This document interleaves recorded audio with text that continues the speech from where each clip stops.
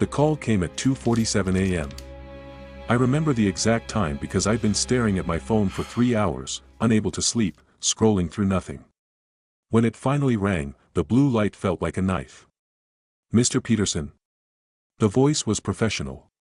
Too professional for that hour. "Speaking. This is Mercy General. Your wife was brought in 20 minutes ago. You should come now." The drive took 11 minutes. I made every light green by ignoring half of them. Sarah had been driving home from her sister's place. "A deer on Route 9, they said." Her car went into the embankment.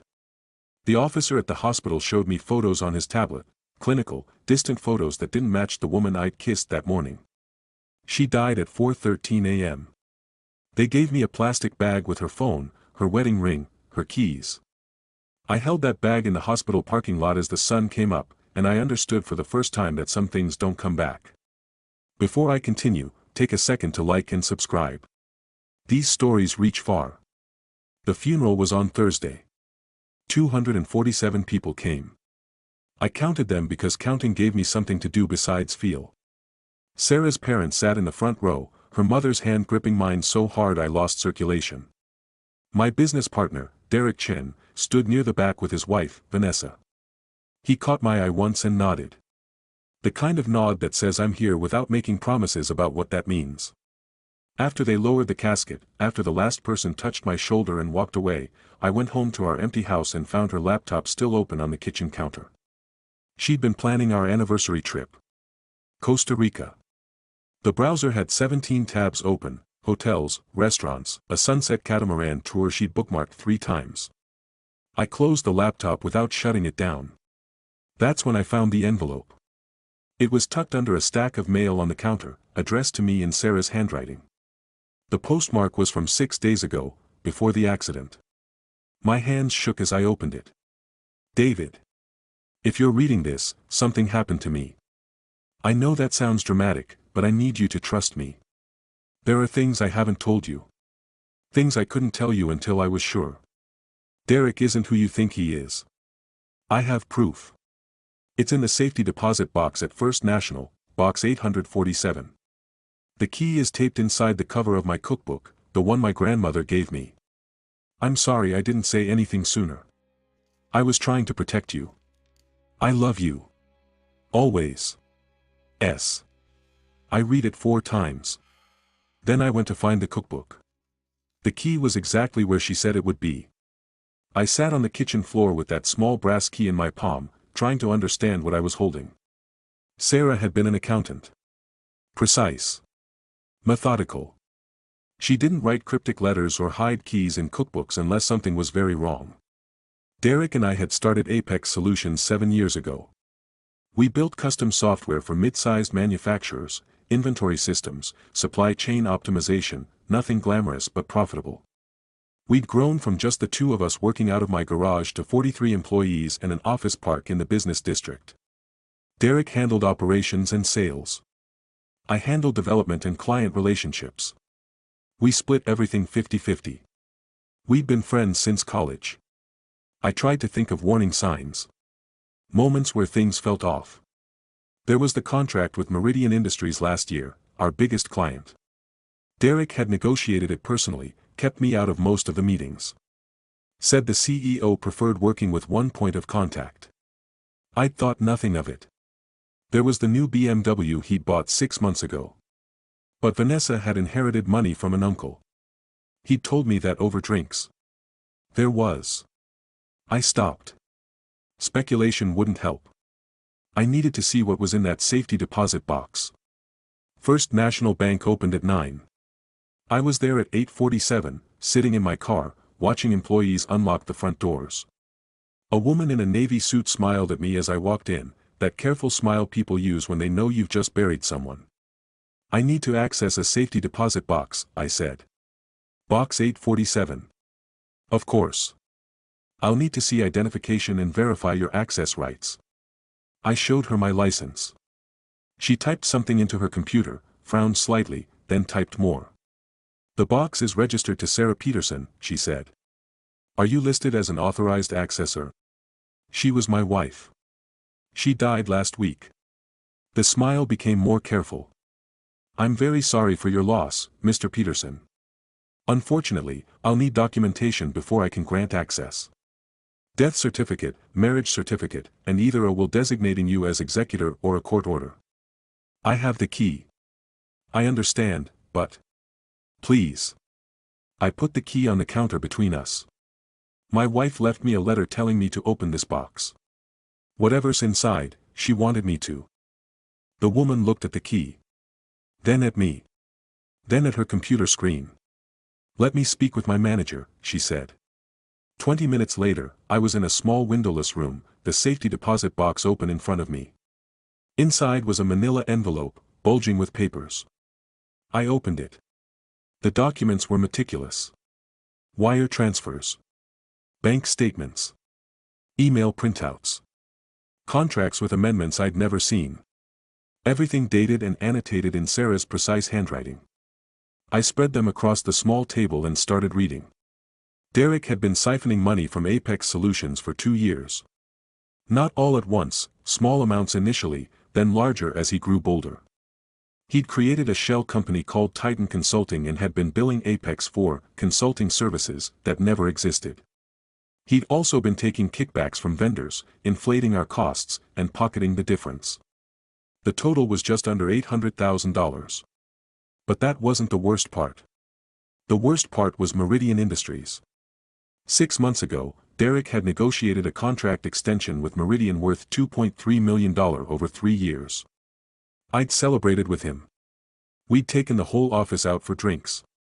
Except the contract I'd seen wasn't the contract he'd signed.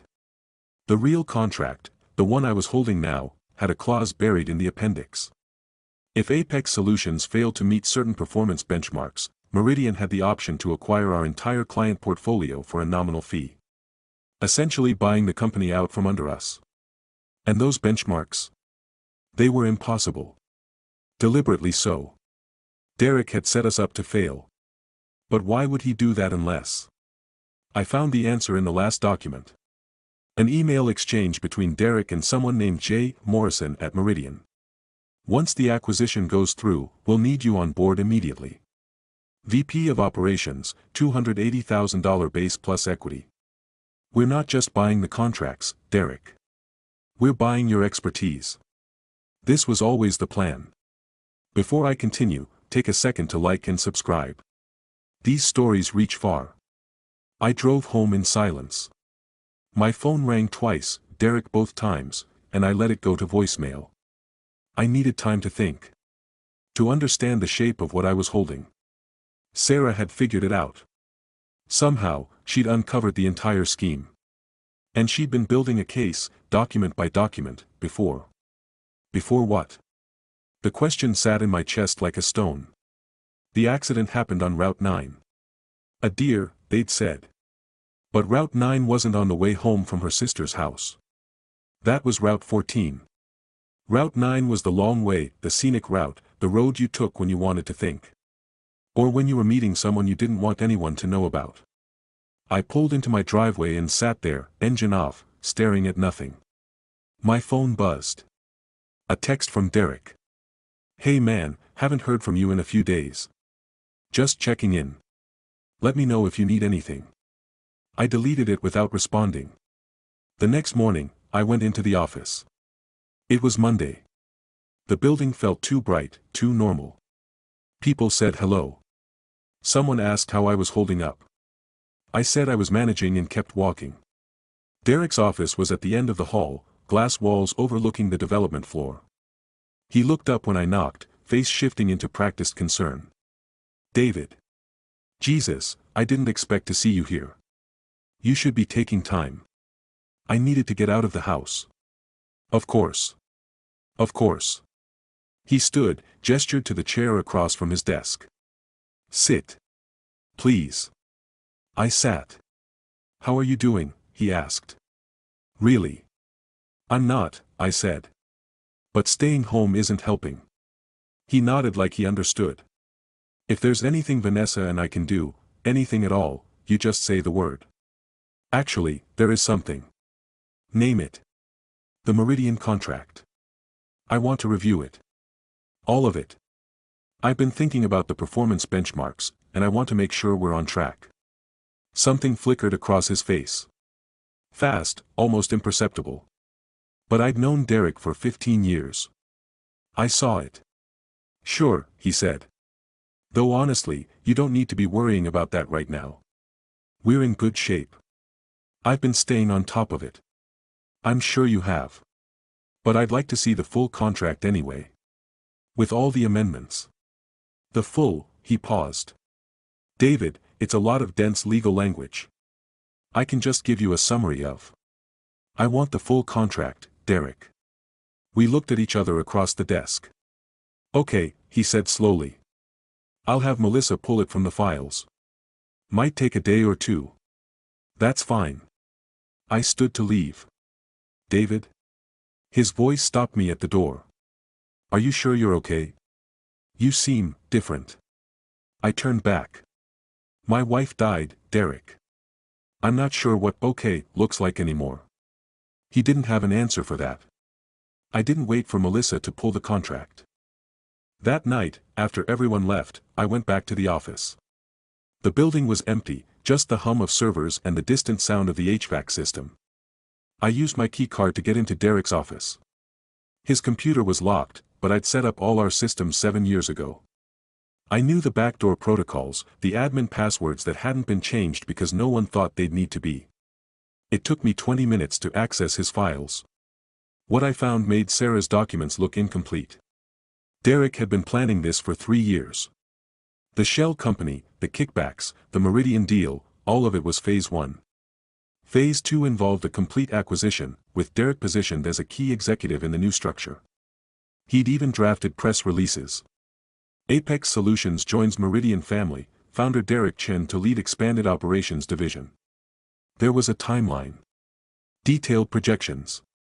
A list of employees he planned to transition out after the acquisition.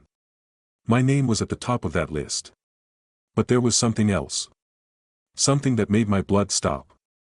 A folder labeled SP Situation. I opened it. Inside were surveillance photos. Of Sarah. Entering a coffee shop downtown. Sitting in her car outside a law office. Meeting with someone I didn't recognize, a man in his 50s, gray suit, carrying a briefcase. The photos were dated. The most recent was from 3 days before her accident. There was also a memo. Internal, from Derek to himself, notes he'd never meant anyone to see. S knows too much. Confronted me yesterday. She has copies of documents, not sure how many. Said she was giving me a chance to come clean before going to David. Deadline, Friday. Can't let this unravel now. Not when we're this close. Need to handle carefully. Jay says he knows people who can make problems disappear, but that's a last resort. Maybe there's another way. If she, voluntarily, destroys the evidence in exchange for a cut. The memo ended there. Sarah's accident was on Thursday night. 1 day before her deadline. I don't remember driving home. I remember being in my kitchen, the lights off, sitting at the table with my laptop open.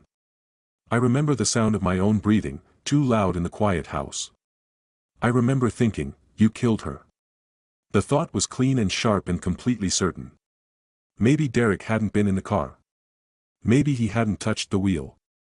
But he'd made the decision. He'd chosen the outcome. And Sarah had died because she tried to protect me from a man I'd trusted for 15 years. I opened my laptop and started typing. If Derek wanted to play the long game, I could do that too. But I wasn't playing for money. The next 3 weeks were careful. I showed up to work. Said the right things. Let Derek think I was broken and distracted by grief.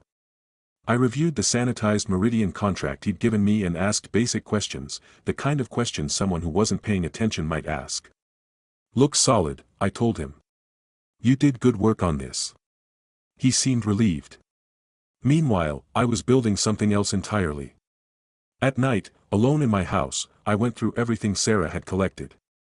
I cross-referenced it with Derek's files, with company records, with emails I pulled from our shared server. I documented every transaction, every altered contract, every lie. I built a timeline that stretched back 3 years and showed exactly how Derek had positioned himself to destroy the company we'd built together. But I didn't go to the police. Not yet. Because I needed leverage. Real leverage. The kind that would make Derek understand what he'd taken from me.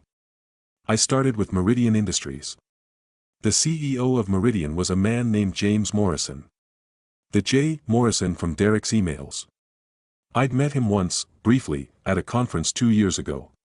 He'd struck me as ambitious, calculating, the kind of executive who saw opportunities where others saw complications. He was also the one who'd orchestrated the acquisition plan with Derek. I called his office and left a message with his assistant. "This is David Peterson from Apex Solutions. I have information about our contract that Mr. Morrison needs to hear. Information that could impact Meridian's legal exposure. Please have him call me directly." He called back in 40 minutes. "David," he said, voice smooth and practiced. "I was sorry to hear about your wife. Derek mentioned you've been going through a difficult time." "Thank you. This isn't a personal call." "Of course. What can I do for you?" "I know about the acquisition clause in our contract. The one buried in Appendix C. And I know Derek has been feeding you proprietary information about our operations in exchange for a position at Meridian." Silence on the other end. Long enough that I thought he might hang up. "That's a serious accusation," he said finally. "It's a statement of fact. I have documentation. Emails. Wire transfers. Everything." "I see." His voice had changed, become more careful. "What is it you want, David?" "To meet. Tomorrow. Your office. Just you and me. And if I decline? Then I take everything I have to our company's board of directors, to Meridian's board, and to the SEC. I'm sure they'll all be very interested in the securities fraud implications of a rigged acquisition." Another silence. "Tomorrow at 2, he said. "Come alone." Morrison's office was on the 43rd floor of a glass tower downtown. Floor-to-ceiling windows, modern art on the walls, the kind of space designed to make visitors feel small. He didn't offer to shake my hand. "You said you have documentation," he said, gesturing to a chair. I sat. Opened my briefcase. Slid a folder across his desk. He opened it. Started reading. I watched his expression shift, first skepticism, then recognition, then something that might have been fear. "Where did you get this?" he asked. "My wife was an accountant. She had a gift for finding things people tried to hide." He closed the folder. "What do you want?" "First, I want you to understand that Derek Chen has been playing both of us. He's been stealing from Apex and feeding you false information to make the acquisition look more attractive than it is. Half the performance metrics he's provided are fabricated. Your due diligence team should have caught that, but I'm guessing Derek made sure they didn't." Morrison's jaw tightened. "Second," I continued, "I want the acquisition clause voided. Immediately. I want a revised contract that reflects fair market terms and removes any language that gives Meridian control over our company. And if I agree to this, then the documentation stays between us. You can sever ties with Derek quietly. Blame it on a change in strategic direction, whatever you want. But he doesn't get his VP position, and Meridian doesn't get my company. And if I don't agree, then I go public. Your shareholders will want to know why their CEO was involved in a scheme to defraud a partner company. The SEC will want to know why acquisition terms were based on fabricated data. And Derek will be more than happy to testify against you in exchange for a reduced sentence." Morrison stared at me. "You're bluffing." "Am I?" I pulled out my phone, showed him a draft email addressed to the SEC, Meridian's board, and 3 business journalists. My finger hovered over the send button. "Test me." He didn't move. "This isn't personal, Mr. Morrison. I don't care about your career or Meridian's stock price. But Derek Chen set up a situation where my company was going to fail, where I was going to lose everything I'd built. And my wife died trying to stop him. I let that sit between us. I need an answer," I said. "Now." He exhaled slowly. "I'll have our legal team draft a revised contract. It'll take a week. You have 3 days. That's not 3 days. Or I send the email. He looked at the phone in my hand. Then at the folder on his desk. 3 days, he agreed. I didn't tell Derek about the meeting. I went back to the office and worked on a new project, a comprehensive audit of our financial systems. I framed it as a routine review, something I wanted to do to make sure everything was clean after Sarah's death. Derek seemed mildly annoyed but didn't object. What I was actually doing was building an airtight case. Every transaction Derek had made, every email he'd sent, every document he'd altered, I cataloged it all. I created a digital trail that would be impossible to explain away. And I made backup copies. Multiple copies. Stored in different locations, with instructions to be released if anything happened to me. I wasn't taking chances. On the third day, Morrison's legal team sent over the revised contract. It was clean. Fair terms. No hidden clauses. The acquisition language was gone entirely. I signed it immediately and sent it to our board for approval. Derek found out 2 hours later. He stormed into my office without knocking. What the hell is this? He was holding a printed copy of the new contract. You renegotiated Meridian without telling me? I found some concerning language in the original agreement. I thought it was best to address it directly. Concerning language? David, I spent 6 months negotiating that deal. You had no right. I had every right. We're 50-50 partners, Derek. Or did you forget that? His face was red. This is about Sarah, isn't it? You're not thinking clearly. You're making decisions based on grief and... Sit down. Something in my voice made him stop. Sit down, Derek. He sat.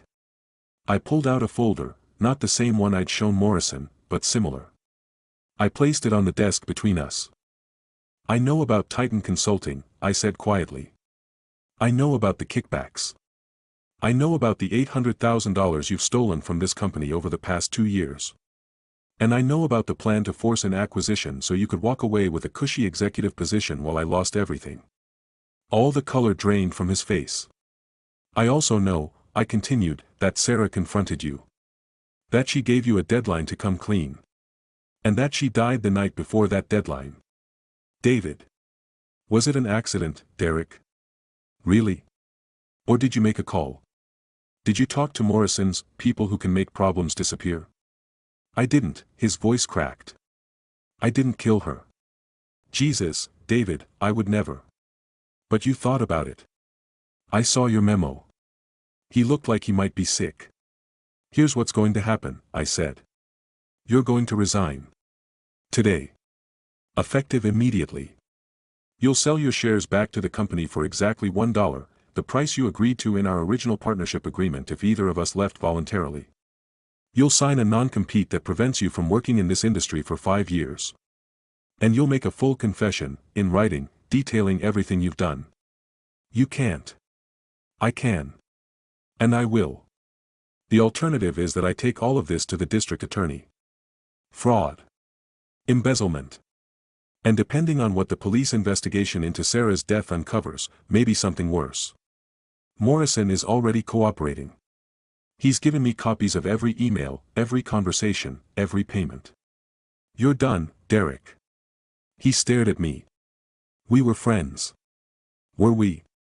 Because friends don't steal from each other. Friends don't set each other up to fail. And friends don't, I had to stop, had to breathe. Friends don't do what you did. If I resign, if I sign everything, will you keep this quiet? I'll keep it between us. You won't go to prison. But you will lose everything else. He sat there for a long time. Then, slowly, he nodded. Derek signed the papers that afternoon.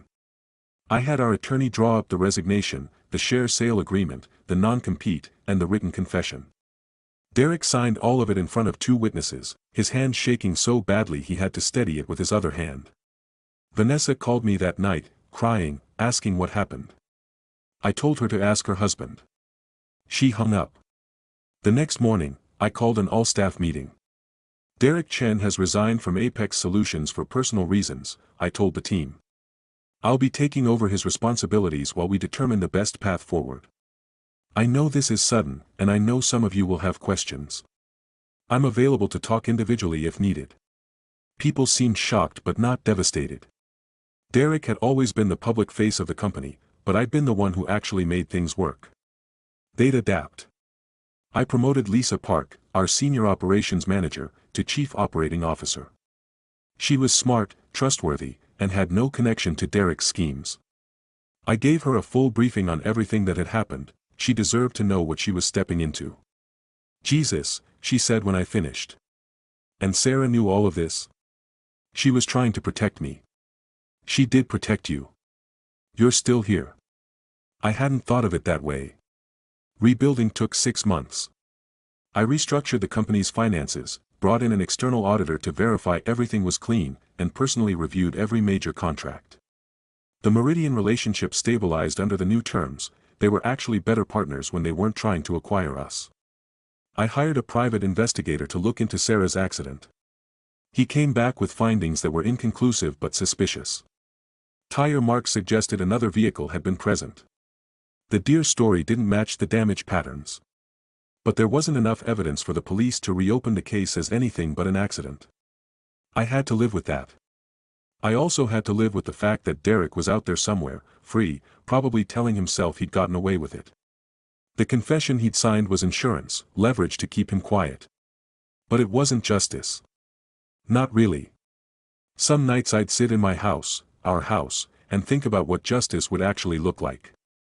I'd think about the envelope Sarah had left me, about the key in the cookbook, about how she'd spent her last weeks building a case against a man I trusted. I'd think about how she died trying to save me from that man.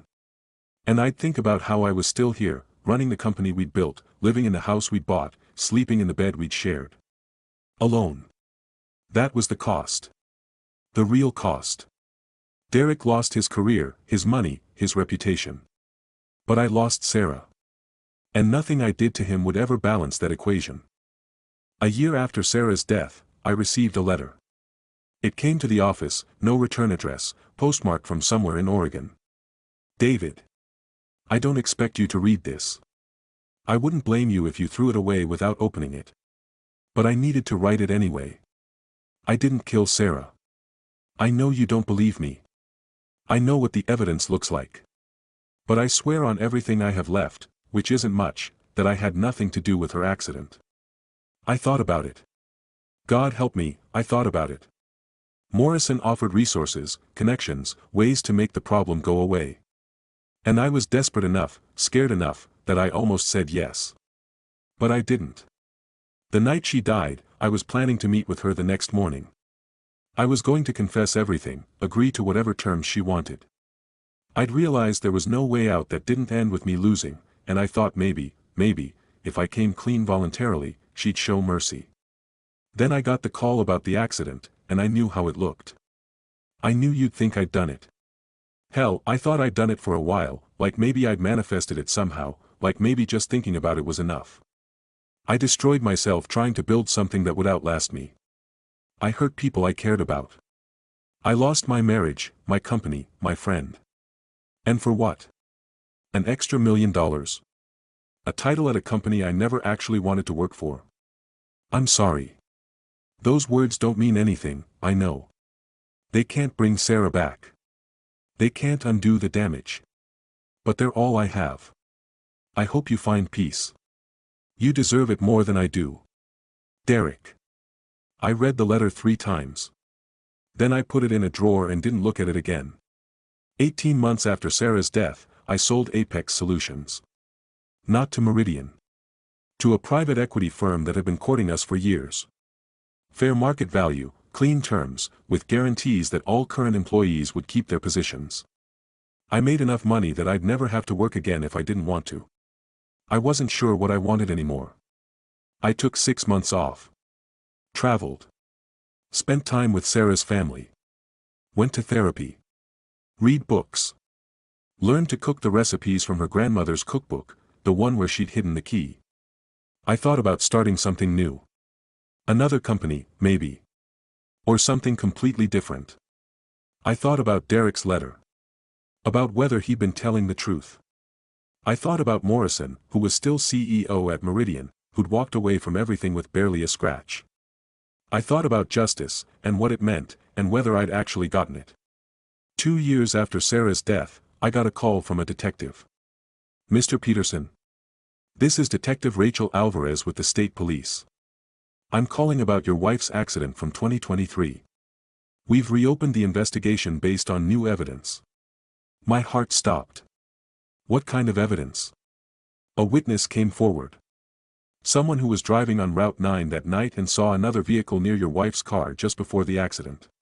The witness had been out of state and only recently saw our cold case appeal.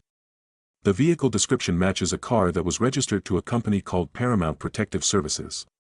What's Paramount Protective Services? A private security firm.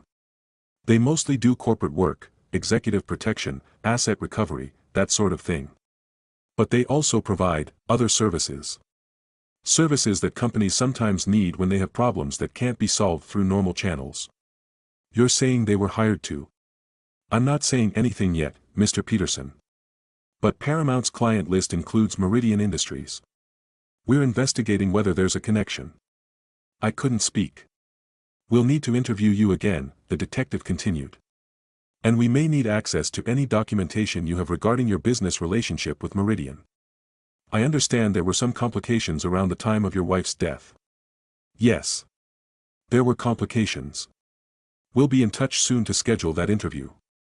In the meantime, if you remember anything at all, about your wife's activities in the weeks before her death, please call me. She gave me her number. I wrote it down with a hand that didn't feel like mine. The investigation took 8 months. During that time, Paramount Protective Services offices were raided. Documents were seized. Emails were subpoenaed. James Morrison was questioned multiple times, always with his attorney present. I gave the detectives everything I had. Sarah's documentation. Derek's confession. The memo about making problems disappear. All of it.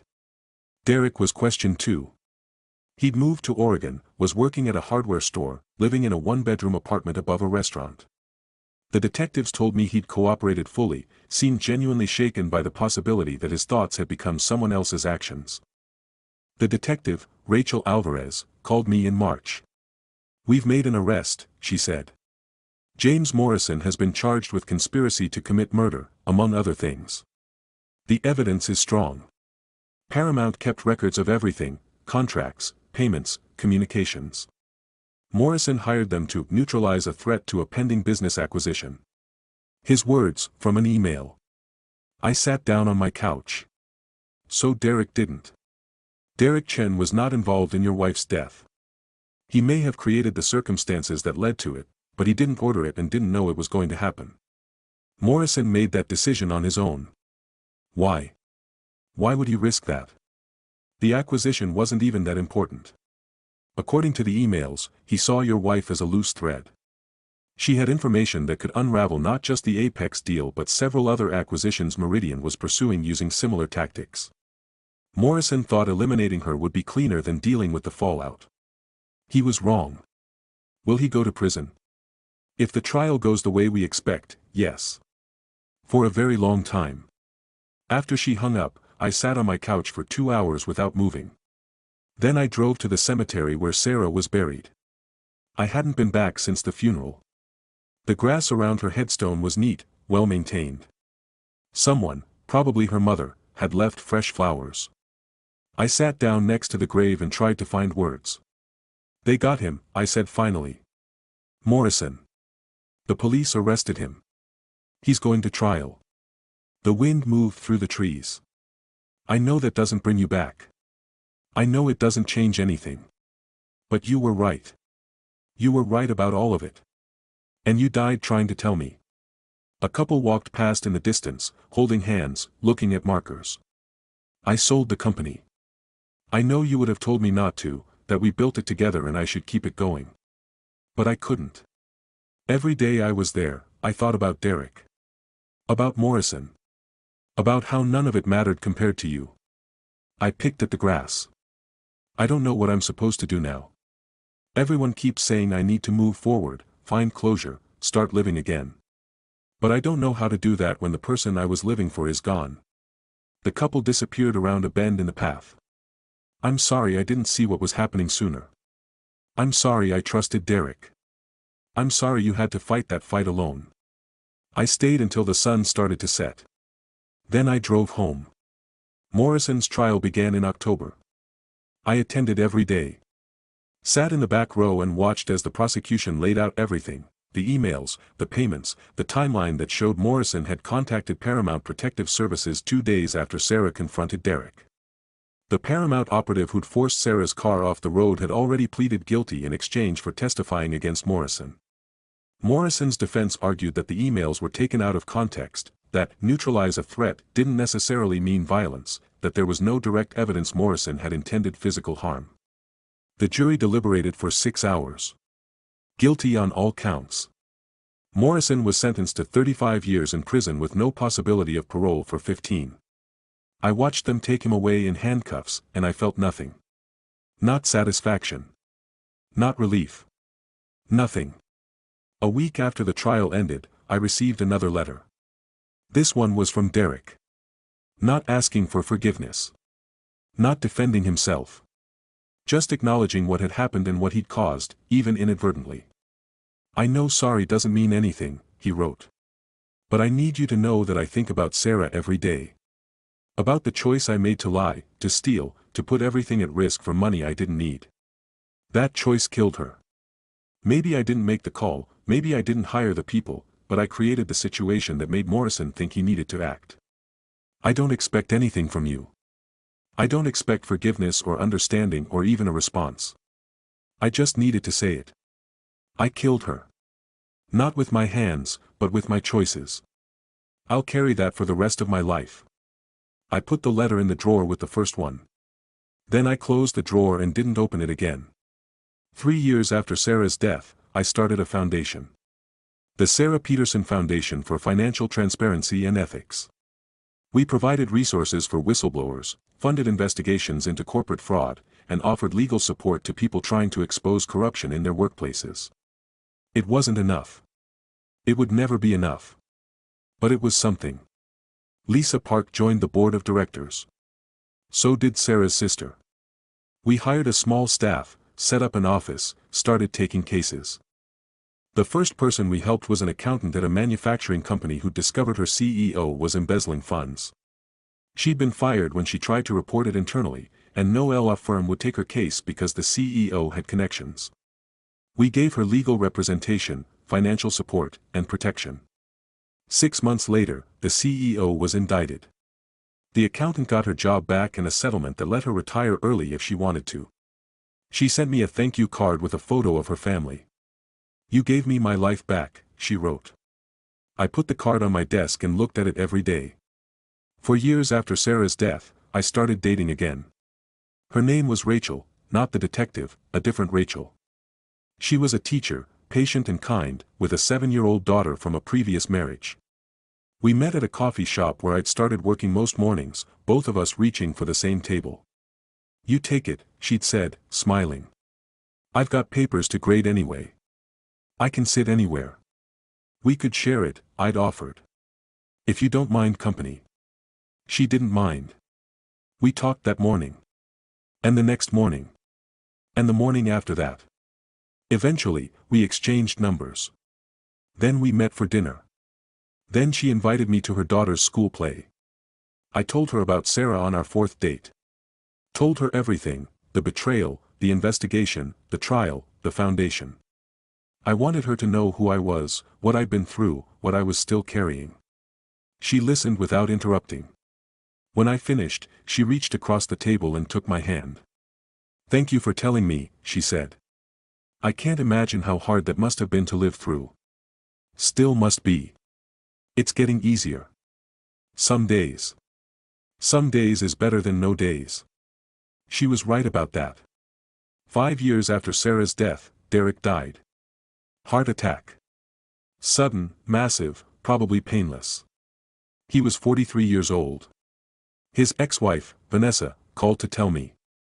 We hadn't spoken since everything happened, but she said she thought I should know. He never forgave himself, she said. For any of it. I know he wrote to you. I know you probably didn't write back. I wouldn't have either. But I thought you should know that he spent every day trying to be better than he was. Volunteering, helping people, going to therapy. It didn't change what he did. But he tried. Thank you for telling me. Are you, she paused. Are you doing okay? I mean, after everything. Some days are better than others. That's all any of us can hope for, I guess. After we hung up, I sat with the news for a while. Tried to figure out what I felt. I decided to feel nothing. Derek had made his choices, lived with his consequences, and died. That was the end of his story. Mine was still being written. 6 years after Sarah's death, Rachel and I got married. It was a small ceremony. Her daughter, Emma, was the flower girl. Lisa Park was there. Sarah's parents came, which surprised me but also didn't. They'd told me months earlier that they wanted me to be happy, that Sarah would have wanted that too. We didn't have the wedding at a church. We had it in a garden, under an oak tree that reminded me of the one in Sarah's parents' backyard where she and I used to sit during summer visits. When the officiant asked if I had vows, I pulled out a piece of paper I'd written the night before. I thought love was something you built once and kept forever, I read. That if you chose the right person and made the right promises, that was it. You were done. Safe. But life doesn't work that way. Sometimes what you build gets destroyed. Sometimes the person you love gets taken. And you have a choice. You can stop building. Or you can learn to build again. I looked at Rachel. At Emma standing next to her, holding the ring pillow. I choose to build again. Not because what I had before wasn't real or didn't matter, it was and it did. But because I learned that love isn't something you build once. It's something you build every day. Every moment. Every choice to show up and be present and try. Rachel was crying. So was I. I choose to show up for you, I finished. Every day. For as long as I get. She said yes. I said yes. The officiant pronounced us married. We kissed while Emma clapped and Lisa took photos.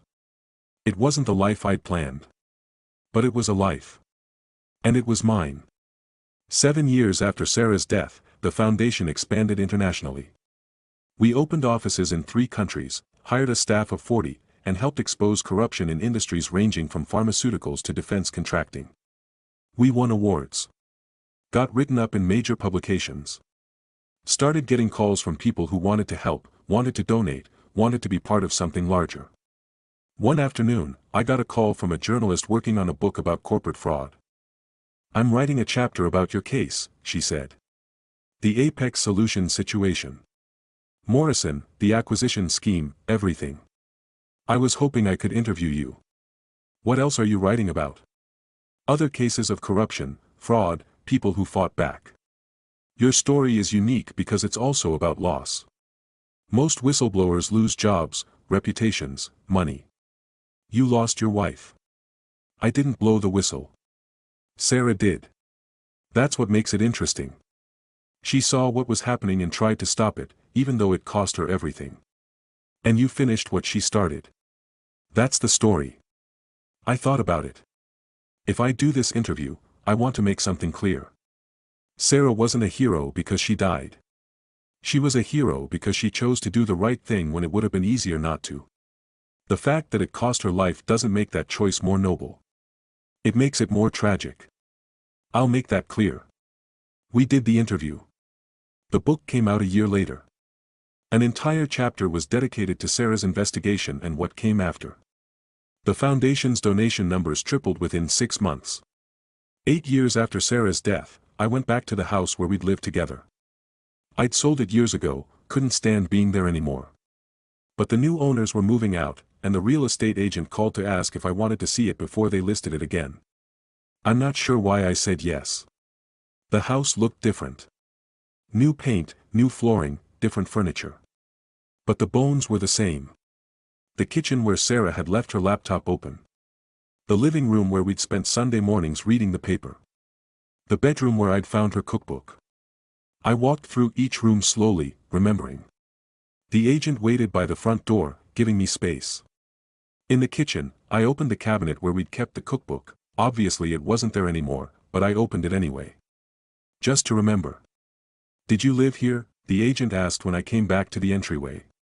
A long time ago. With my first wife. Must be strange, seeing it like this. It is. But also not. It's just a house now.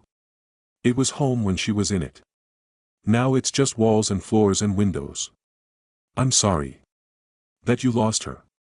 Me too. I left without looking back. 10 years after Sarah's death, I visited her grave again. A decade. A full 10 years since the call at 2:47 a.m., since the hospital, since everything changed. Emma came with me. She was 17 now, preparing for college, smart and funny and kind. She'd never met Sarah, but she knew the story. Rachel had made sure of that, not the gruesome details, but the truth. That there had been someone before her. That I'd loved that person. That loss didn't mean forgetting. Emma stood next to me, reading the headstone. You talk about her sometimes, she said. In the way you tell stories. Like she's still here. In some ways, she is. The foundation exists because of her. The work we do, the people we help, that's her legacy. And you're part of that legacy. I'm just carrying it forward. Emma looked at me. Mom says you're the strongest person she knows. Because you took something terrible and made it mean something. Your mom is biased. Maybe. But I don't think she's wrong. We stood there for a while longer. Then Emma hugged me, and we walked back to the car. 12 years after Sarah's death, I gave a speech at a conference on corporate ethics. 2,000 people in attendance. Business leaders, academics, activists, journalists. They'd asked me to talk about the Sarah Peterson Foundation and what we'd learned about combating corruption. I stood at the podium and looked out at the audience. 12 years ago, I began, my wife discovered that my business partner was stealing from our company and setting us up to fail. She tried to expose him. She tried to protect me. And she died because someone decided she was a threat to their business interests. The room was completely silent. I'm not going to stand here and tell you that justice was served. The man who ordered her death is in prison, yes. But he's still alive. My wife isn't. My business partner, who created the circumstances that led to her murder, died of a heart attack a few years later, free, never charged with anything. So no, justice wasn't served. Not really. I paused, let that sink in. But what I will tell you is that corruption thrives in silence. It grows when good people see wrong and choose not to act because acting is hard, because it might cost them something, because someone might retaliate. My wife chose to act. She paid the ultimate price. But her choice, her decision to document everything, to build a case, to demand accountability, that choice has helped hundreds of people since. People who came to our foundation with evidence of fraud, with proof of wrongdoing, who needed support to speak up. I pulled out a piece of paper. The letter Sarah had written me, the one I'd found in the kitchen 12 years ago. I'd kept it all this time, folded in my wallet. She wrote me a letter. Her last words to me, though she didn't know it at the time. She said, I'm sorry I didn't say anything sooner. I was trying to protect you. She thought staying quiet would keep me safe. She learned, too late, that silence doesn't protect anyone. It just gives corruption more time to spread. I folded the letter and put it back in my wallet. That's what I want to leave you with today. Not some inspiring message about justice or redemption or how everything works out in the end. Because it doesn't. Sometimes bad people win. Sometimes good people die. But silence always loses. Speaking up might cost you something, your job, your relationships, your safety. It might cost you everything. But silence costs more. It costs your integrity. Your ability to look at yourself in the mirror. Your chance to stop the next victim. I looked out at the 2,000 faces. My wife isn't here to tell you her story. So I'm telling it for her. And I'm asking you, begging you, to be the person who speaks up when you see wrong. To be the person who documents, who reports, who demands accountability. Even when it's hard. Especially when it's hard. Because the alternative is a world where people like James Morrison get to destroy lives for profit and sleep soundly at night. The applause started before I finished my last sentence. I let it wash over me, then walked off stage. Rachel and Emma were waiting in the wings. "That was perfect," Rachel said. I didn't feel perfect. I felt tired. Like I'd been carrying something heavy for 12 years and had finally set it down, just for a moment. 15 years after Sarah's death, I retired from the foundation. Not because the work was done, it would never be done. But because I was 63 years old, and I was tired, and there were younger people who could carry it forward better than I could. Lisa Park took over as executive director. She'd been running the day-to-day operations for years anyway. I stayed on the board but stepped back from active involvement. Rachel and I bought a small house near the coast. Not too far from the city, but far enough that I could hear the ocean at night. We planted a garden. Got a dog. Spent mornings drinking coffee on the back porch. Emma graduated college, got engaged, started her own career as an environmental lawyer. She came to visit every few months, usually bringing her fiancé, always staying too short a time. Life became quiet. Normal. The kind of normal I'd thought I'd have with Sarah, back when we were planning trips to Costa Rica and marking calendars and thinking about the future. I thought about Sarah less frequently now, but when I did, the thoughts were clearer. Less painful. More like memories than open wounds. One evening, Rachel found me looking at an old photo album. "That her?" she asked, pointing to a picture of Sarah and me at our wedding. "Yeah. That was about 20 years ago now." Rachel sat next to me. "You look happy." I was. "Do you regret it? Moving on, remarrying, all of it?" "No. Never." "Do you think I should?" "No. I just wonder sometimes if you feel guilty." I thought about it. I used to. In the beginning. Like being happy again meant I was betraying her or forgetting what happened. But I don't think that anymore. I think she'd want this. Want me to be happy. Want me to live. I think so too. We sat there, looking at photos. Sarah's smile frozen in time, forever 35, forever planning a trip we'd never take. "I loved her," I said. "And I love you. Those things aren't in competition. They're just, both true." Rachel kissed my forehead. "I know." 20 years after Sarah's death, I received an email from a woman I didn't know. "Dear Mr. Peterson. My name is Jennifer Watts. You don't know me, but I wanted to reach out to thank you. 8 years ago, I discovered that my company was dumping toxic waste illegally. I reported it internally and was fired. I was blacklisted in my industry. No one would hire me. I lost my house, my savings, everything. The Sarah Peterson Foundation helped me. You gave me legal representation, financial support, and most importantly, someone who believed me. The company was fined $45 million. The executives responsible went to prison. And I got my reputation back. I'm writing now because I just accepted a position as environmental compliance officer for a major manufacturing company. My job is to make sure they follow the law, protect the environment, and treat whistleblowers with respect. I wouldn't have this job, I wouldn't have my life, if your foundation hadn't been there. I know you lost your wife fighting the same kind of fight. I know she never got to see the impact she had. But I want you to know that her choice to speak up, and your choice to continue her work, literally saved my life. Thank you. For everything. Jennifer." I read the email 3 times. Then I forwarded it to Lisa Park with a simple note, "This is why we do it." She replied immediately, "This is why Sarah did it." She was right. 25 years after Sarah's death, I was diagnosed with cancer. Stage 3, treatable but aggressive. The doctors gave me a 70% chance of making it to 5 years with treatment. I started chemotherapy in April. Rachel drove me to every appointment, sat with me through the nausea, held my hand when the fear got too big to handle alone. Emma flew home from Seattle, where she was working for an indigenous rights organization, and stayed for 2 weeks. We talked about everything, her work, her marriage, what she wanted from life, what I wanted from whatever time I had left. "Are you scared?" she asked one night. "Sometimes. Not of dying, really. More of not finishing things."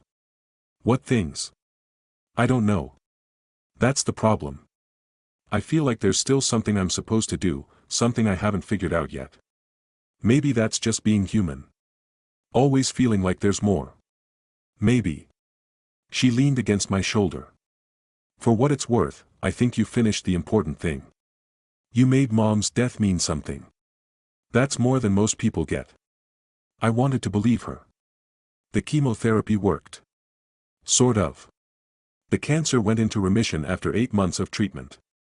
The doctors were optimistic but cautious. I'd need regular scans, blood work, monitoring. But I was alive. Still here. Rachel and I celebrated quietly. Dinner at home, just the two of us, nothing fancy. What do you want to do? She asked. Now that you've got more time. Honestly? I don't know. Everything feels different when you think you might not have long. All the things I thought mattered seem smaller now. And what seems bigger? This. You. Emma. The foundation. The people we've helped.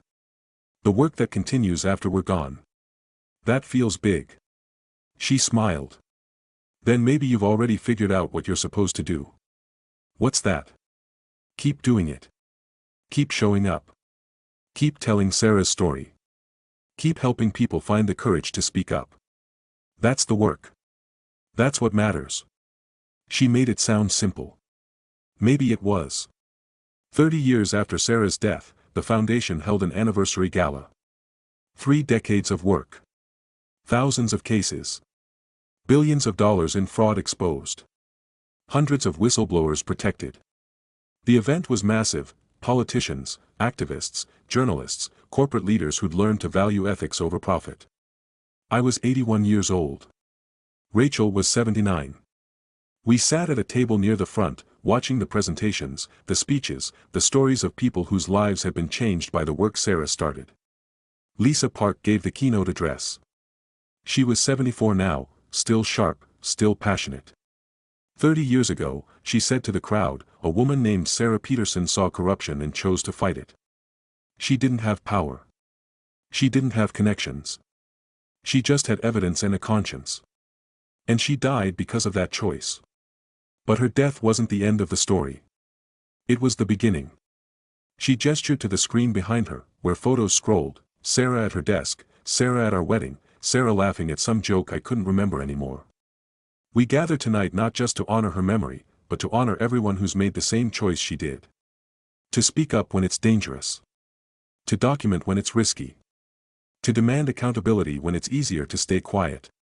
This foundation exists because Sarah Peterson believed that truth matters more than safety. That integrity matters more than comfort. That some things are worth dying for. The room was silent. But here's what I want you to remember, Lisa continued. Sarah didn't want to die. She wanted to live. She wanted to grow old with the man she loved. She wanted to take that trip to Costa Rica, to celebrate anniversaries, to build a life. Her death wasn't noble. It was tragic. What's noble is what we've done since. The lives we've saved. The corruption we've exposed. The world we've made slightly more honest because she chose to act. The applause was thunderous. I felt Rachel's hand in mine, Emma standing behind our chairs with her hand on my shoulder. Sarah's photo smiled down from the screen, frozen at 35, forever young. I smiled back. I died on a Tuesday in autumn. Quietly, peacefully, surrounded by family. The cancer had come back, aggressive and fast, and this time the doctors said there was nothing more they could do. I had maybe 6 months. I made it 8. Rachel was holding my hand. Emma was there with her wife and their daughter, my granddaughter, 7 years old, who'd never met the woman whose name she carried, Sarah. The last thing I remember thinking was that I'd done what I promised. I'd kept showing up. I'd kept telling the story. I'd kept helping people find their courage. And I'd loved. Fully, deeply, without reservation. Twice. That seemed like enough. Epilogue. The Sarah Peterson Foundation continues its work. 45 years after its founding, it operates in 73 countries, employs over 2,000 people, and has helped expose fraud totaling over $200 billion. Every year on the anniversary of Sarah's death, the staff gathers for a moment of silence. They read her letter, the one David found in the kitchen. They remember that one person choosing to act can change everything. Rachel Peterson died at 89, 10 years after David. She spent those years writing a book about their life together, about love after loss, about building new houses on old foundations. The book became a bestseller. Emma Peterson Watts continued her work in environmental and indigenous rights law. She served on the Sarah Peterson Foundation board for 37 years and was instrumental in expanding the foundation's international reach. Derek Chen's letters to David were donated to the foundation's archives after David's death. They're used in training sessions as examples of how good people can make catastrophic choices when they prioritize profit over integrity. James Morrison died in prison after serving 22 years of his sentence. He never apologized, never admitted guilt beyond what the court required, never expressed remorse for Sarah's death. The cookbook, Sarah's grandmother's cookbook, where she hid the key, sits in a glass case at the foundation's headquarters. Visitors can see it, read the recipes, understand that sometimes the most important things are hidden in the most ordinary places. Was the outcome justified? What would you have done differently? David Peterson spent 30 years turning his wife's death into something meaningful. He exposed corruption, protected whistleblowers, and helped create a world where speaking truth to power is slightly less dangerous than it was. But he never got Sarah back. Morrison went to prison. Derek lost everything. The corruption was exposed. Justice, by most definitions, was served. But was it enough? David lived 56 more years after Sarah died. He remarried, raised a daughter, built a foundation, helped thousands of people, found happiness again. But every time he told Sarah's story, every time he stood at a podium or sat for an interview or looked at her photo, there was a question underneath everything: could I have saved her? The answer, probably, was no. Morrison made a choice. Sarah was already investigating. The wheels were already in motion. David couldn't have stopped what was coming, because he didn't know it was coming until it was too late. But knowing that didn't make it easier. They took everything he loved. He spent the rest of his life taking back what he could, not money or power or revenge, but meaning. Purpose. The ability to look in the mirror and know that Sarah's death mattered beyond the tragedy of it. If you found this story meaningful, subscribe for more. Share it with someone who needs to hear it. Comment below with your thoughts. Would you have done the same? What would you have done differently? Some stories don't have clean endings. This is one of them. But maybe that's the point. The work continues. The foundation operates. People still find courage to speak up because someone once showed them it was possible. Sarah Peterson died at 35 on a dark road in rural New England. But her choice to act, to document, to investigate, to demand accountability, echoes forward through time, touching lives she never knew, saving people she never met. That's what revenge looks like when it's done right. Not destruction. Not cruelty. Not evening scores. But taking the worst thing that ever happened and refusing to let it be the end of the story. Subscribe. Comment. Share. These stories do matter.